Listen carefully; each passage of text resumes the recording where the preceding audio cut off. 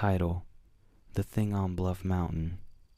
I never thought my honeymoon story would be one I'd only dare to tell in whispers, but here we are. My husband Eli and I went to the Smoky Mountains thinking we'd have a quiet week in a rental cabin. Just us, the woods, and some much needed peace after a rough year. But something else found us, and once it knew we were there, it never left us alone. Now, I should start at the beginning, because I think whatever was up there on Bluff Mountain might have been drawn to us before we ever set foot in Tennessee. In the months before the wedding, strange things kept happening. Little poltergeist tricks, bad luck that seemed almost deliberate. One day, we left the house and came back to find a bright red clown nose sitting on the bathroom sink. Neither of us owned a clown nose. No one else had keys. Then my brother, who was supposed to walk me down the aisle, died suddenly, just 40 days before the wedding. We were close, and I knew in my bones he wouldn't cross over easily. So I asked him, at his viewing, to gather our loved ones who'd passed and be there with us for the wedding. Not to protect us, just to witness. I wonder now if something else followed us instead. We arrived at the cabin, high up on Bluff Mountain in Pigeon Forge, carrying flowers from my garden as a thank you offering to the land. I placed them on a little decorative birdhouse on the porch railing. We went out for groceries, and when we came back, the birdhouse was smashed to splinters. The flowers gone. The next morning I found them, every single blossom, piled neatly about 20 feet from the porch, stomped flat like pancakes. No footprints. No wind could have done that. That night, the banging started. Eli woke to what sounded like something enormous slamming the cabin's support beams, hard enough to make the mirror on the wall rattle.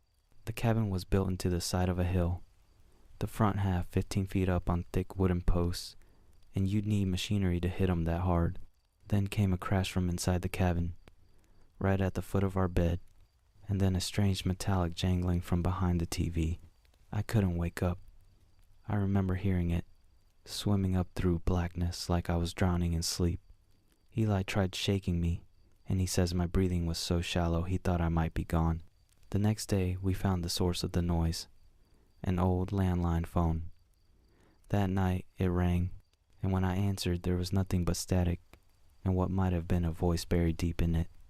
The second night, we were in the hot tub out back when we saw it, a blue light the size of a melon glowing behind the tub.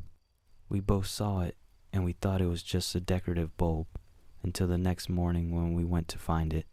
There was nothing there, no pole, no fixture, no wires, and that part of the property had never had any lighting installed. That same night I started keeping the bathroom door closed. The little window in there faced the woods, and every time I walked by it, I felt watched, so strongly my skin would prickle. Eli admitted, unprompted, that the window gave him the creeps too. By the third night, Eli wasn't just hearing things. He woke to see her. A pale woman in a white dress. Long black hair hanging in her face. Eyes like black pits, surrounded by a swirl of dark mist. She stood at the end of the bed laughing, and when she reached for him, he says he sat up, kicking and yelling at her. She came back more than once that night. The banging under the cabin never stopped. Sometimes it was one post, sometimes 3 at once, and every time Eli tried to wake me, I was unreachable, out cold like I'd been drugged. By the 6th night, whatever was out there had grown bolder. In the hot tub again, I felt it, the stare from the tree line. But now, it wasn't just watching, it was hungry. We heard crashing in the brush, then footsteps, loud, heavy, circling under the deck, not animal sounds, human strides, but impossibly heavy for packed earth. We bolted inside, and that night Eli said the banging was constant, and when it stopped, the woman came. The final morning was the worst. I woke to pounding, like whose, on the roof. At first I thought it was workers, until I remembered it was Sunday. When I swung my legs out of bed, the pounding instantly stopped, and the doorknob to the cabin's main door began to rattle violently. No one was there, Sunlight was streaming through the glass in the upper half of the door. I could see it clearly. The knob shook on its own. I yanked my legs back up on the bed. The rattling stopped, and the pounding on the roof resumed. It went on for 35 minutes, shaking the mirror and rattling the glasses in the kitchen. Then came the sound, metallic, scraping, sliding, like claws, huge ones. Eli grabbed his gun and ran outside. The pounding stopped. There was absolute silence. The roof was empty. We packed in minutes, and as we left, we heard shouting, voices in the woods calling a name over and over. They were looking for a missing friend, last seen the night before. We tried to find them to help search, but the roads twisted and split, and we never reached them. I still don't know what it was.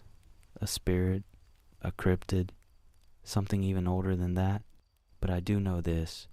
It knew we were there. It wanted us gone. And if it had gotten in, we wouldn't have left Bluff Mountain at all. Title: The Night in Room 419. About 6 years ago, we were staying downtown at the Hermitage Hotel, room 419 on the 4th floor. I'm pretty sure it was a corner unit. We checked in on a Monday night, back when there were still rare nights where downtown Nashville could actually feel quiet. This was one of those nights, dead quiet. We had dinner downstairs in the hotel bar. Nothing fancy, just some food, a few drinks. Around 8 p.m., we headed up to the room with a bottle of wine. That's when the weird stuff started. We were the only people staying on the 4th floor, not one of a few rooms. The only occupied room. At first, we heard a couple of strange noises, pipes groaning, maybe the air conditioner kicking on. We laughed it off as maintenance or old building quirks. But around 1 a.m., we both shot up in bed because the bathtub had just turned on.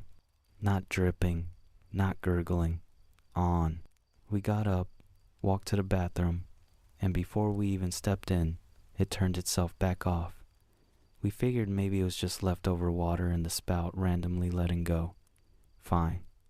Weird, but fine. Then, maybe an hour later, it happened again. Only this time, the water came blasting out, full force. Now we were freaked. We crept to the bathroom, and right as we got close, it shut off. And I swear to you, we heard the squeak of the knob turning, like someone had just twisted it shut. These rooms aren't small. The bathroom is big, with one of those huge old tubs. You can't just roll out of bed and be there in a second. We stood there in the dark, frozen, trying to figure out if we'd lost our minds. By 3 a.m., I was running on adrenaline and wine fumes. I eventually drifted back to sleep, only to jolt awake from a nightmare. In the dream, someone was standing over me. Then it leaned in close and rushed over my body like a freezing gust of wind. I screamed out loud. My partner woke up, and that's when we noticed the room felt icy. I checked the thermostat, 63 degrees. We never set it below 67, and she reminded me we'd also been hearing footsteps on an empty floor. We somehow made it through the night, don't ask me how, and checked out early the next morning. I couldn't resist, so at the front desk I half-jokingly asked, "Hey, you ever get people saying this place is haunted?" The guy smiled, big smile, but his eyes stayed dead serious. Nope, that was it. No joke, no curiosity, no follow-up. I looked online later and couldn't find a single other account of something like that in that room. Still, room 419, Hermitage Hotel. Beautiful place, but if you go, maybe keep the bathroom door shut. Title: The Black Dog of Indian Mound. I was in my last year before retiring from the Army, going through a tough divorce.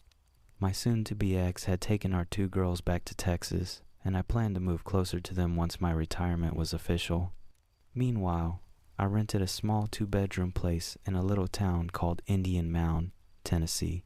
Indian Mound was way off the beaten path, isolated, quiet and cheap. My commute was a pain, but the peace and silence were worth it. There were no neighbors nearby, just miles of conservation land across the street. On one side and behind the house, there was a swamp, and the nearest house on the other side was so far away I couldn't even shout to it. Coming from the noisy suburbs, I enjoyed the quiet at first. One night, I pulled into the driveway after a concert in Nashville, around 1 a.m. It was early spring, fog hanging low in the air. The driveway dips down, and the house sits about 1/8 of a mile from the road. As I got closer, I saw a huge black dog standing in the front yard. Looked like a lab or some lab mix. It stood perfectly still, head up and tail straight as a flag, staring right at me. I eased the car forward, unsure what to do, and just as I got close, the dog turned and disappeared into the swamp. I shrugged it off and went inside. But then, the night started getting weird. For months, I kept waking up around 3 a.m., hearing voices outside my window, whispering, like one or two people talking just out of reach. I could never make out the words. Sometimes I heard footsteps, branches cracking, like someone pacing outside. I figured maybe it was deer or that dog again, but every time I looked, there was nothing. One night I woke up to a bright white light flooding the kitchen through the porch glass doors. It was 2:57 a.m., and someone was shining a powerful spotlight into the swamp, one of those search and rescue types. The light was so bright it lit up the entire kitchen like daylight. I burst out onto the porch yelling that I was calling the cops. The light instantly went out, and I heard someone moving away through the swamp. The police came out, took a report, and told me to keep my doors locked and call them if anything else happened. I was hyper aware after that, always checking behind me when I came and went, sleeping with all the shades drawn and doors locked tight. The footsteps continued some nights, and I swear I heard a dog panting outside my window too, but no tracks or signs in the morning ever showed up. Things quieted down for a while, and I was counting down the months until my lease was up. Then one night, around 3 a.m., I woke up terrified. I had been dreaming when I heard a woman calling my name, but it wasn't in the dream. The voice called out again, clear as day. I shot up, turned on the lights, checked the closet, looked under the bed, then opened the bedroom door and listened down the hallway. Nothing. I was about to turn the lights off and try to sleep when suddenly, pounding on my front door, I nearly jumped out of my skin. It sounded like someone was smashing the door with a sledgehammer. I yelled back, "I have a gun. Get the hell off my property. I've called the cops, and I'll blow your fucking head off before they get here." The pounding stopped. The cops showed up again, took another report. No damage, no footprints, nothing. And just like that, it all stopped. I bought a 9mm for peace of mind and finished out my lease without incident. I'm back in Texas now, living in a regular apartment complex in the suburbs, and honestly, I don't miss the backwoods of Tennessee one bit, because Indian Mound, that place was creepy as hell. Good evening, wanderers of the night. This is Spectral Dream. I want to take a moment, in the silence between shadows, to thank every single one of you who has joined me on this haunted journey. Your support, your patience, your presence, like candlelight in the dark, keeps these stories alive. Every view, every comment, every whisper you leave behind reminds me that I'm not telling these tales alone. You're right here with me, listening in the dark. So thank you. Stay close, because more stories, strange, chilling, and unseen, are waiting just beyond the veil. Until then, keep your lights low and your nightmares close.